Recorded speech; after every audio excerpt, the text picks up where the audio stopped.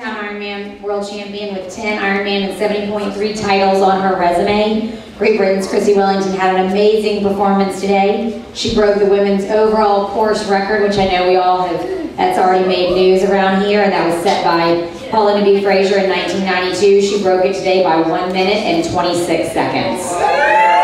Highly impressive. Chrissie swam a 54:31, biked a 4:52:07, and ran a 3:03:06, finishing in 8:54:02.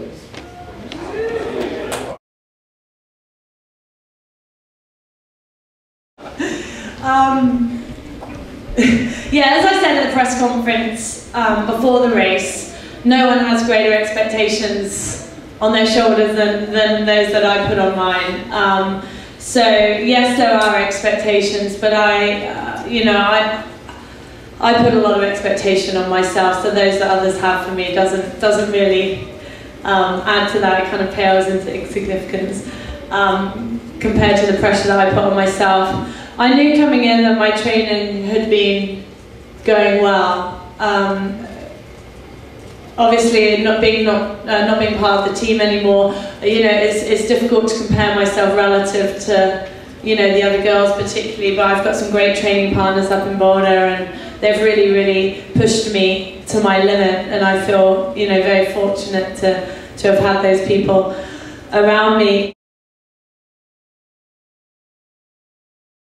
So yeah, coming into the race, I felt strong, and I felt really ready to race.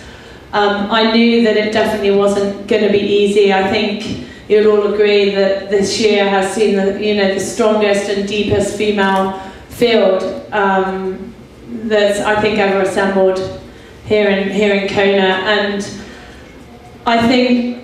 I mean, obviously, I'm so proud to have taken Paula's record. Paula is an icon in this sport and a legend, and I feel very humbled to have my name now as holding the course record, and that's something that I don't take lightly and definitely don't take for granted.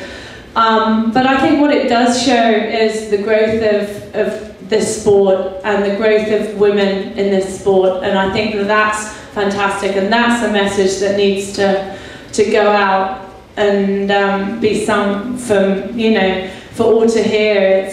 I couldn't have done what I did without knowing that all these girls were chasing me down, and I knew that I had to break the course record in order to win the race today. But no, I think breaking the course record does show that women in triathlon and the sport in general is growing from strength to strength.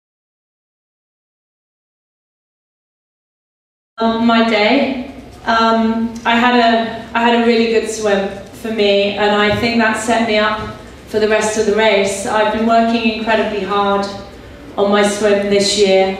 I didn't expect to come out in 54, but I was really happy when I did. Onto the bike, I knew that the bike was the ace I had to play today. I knew I had to go out strong from the outset, and I did.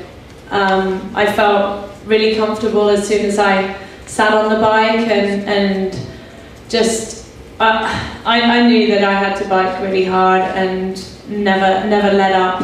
The conditions I found were incredibly hot and incredibly windy on the bike. I found it very difficult to consume enough fluids and felt continuously thirsty. And there was a headwind going out, and I thought, oh great, there'll be a headwind coming back, and sorry, a tailwind coming back, and there wasn't. There's a headwind. So we battled into that for the last 40 kilometers, which is quite mentally draining and takes a lot out of you.